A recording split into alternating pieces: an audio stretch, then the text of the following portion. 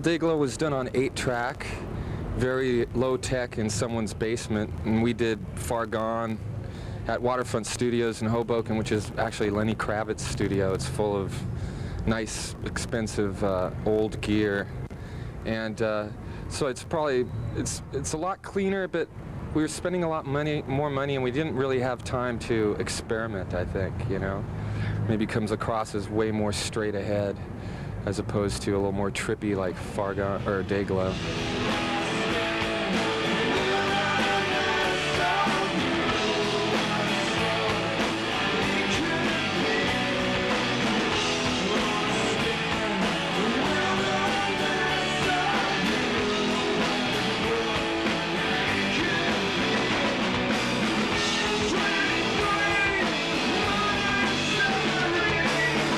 One of the reviews I read kind of slammed it as being too slick. That's real possible. I've read a few bad reviews. Yeah. Oh. No bad reviews, no. Yeah, but there have been good reviews for it as well. Yeah. That's true. There have. It's just you remember the bad ones. Yeah. So did you guys feel it was too slick, or? Actually, I think Beinhorn in his New York way made it sound sort of unslick. It's got the drum sounds are pretty weird. He threw those through all sorts of old compressors and things that did weird stuff. They broke down a lot too. But yeah, I don't know. I don't think it's very slick. I think perhaps the mix just isn't. I don't think there's enough guitars, But that's about it. That's my biggest complaint.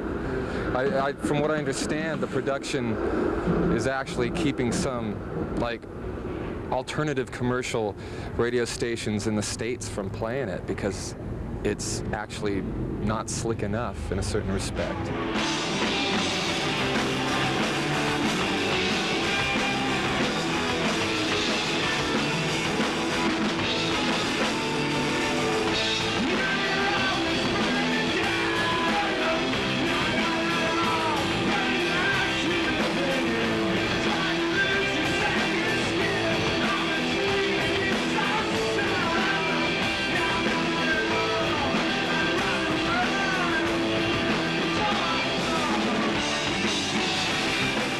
The CD's called Far Gone? Yeah. Now, is there a reason for the title, or? It was the title of one of the songs, and I don't know, we went through many name changes, but it was the one that we submitted that I think that all the mechanics went through before we had time to change it again. And what were some of the other titles? Oh, they were horrible. Excellent Main Street. And we were gonna name it after Frozen Ghost at one point, and we thought there would be legal problems with that. So that was. We decided we had to mention Frozen Ghost because the first time we saw him was a tour of Canada a while back, and we were quite taken by one of their songs in particular.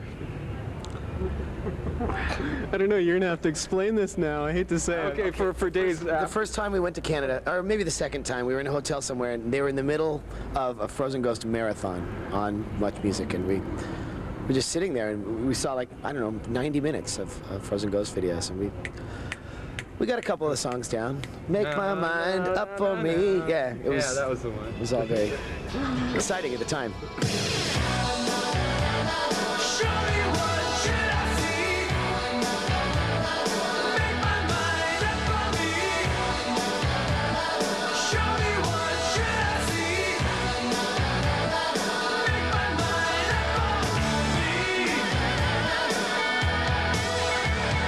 Sonic Youth has the Sony Youth. Well, we were going to have Frozen Battery and just do covers of Frozen Ghost.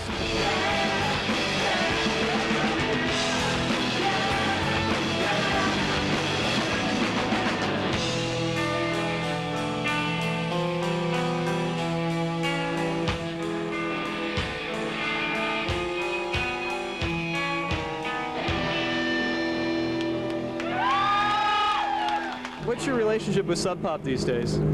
Well, we're in the process of leaving the label, and we are giving, well, our new label is going to give them money for basically buying the rest of our contract, and Sub Pop's actually going to put out our next record, but not the CD, in America at least. And so, you know, things are going slowly in that direction, but that's the latest word on what we're doing with those guys. So can you talk about this deal yet, or is it still in the works?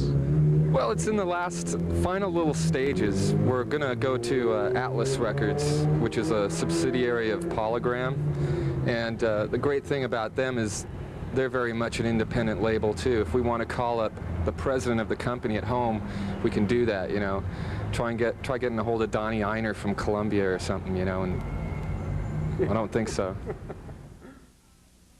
I'd like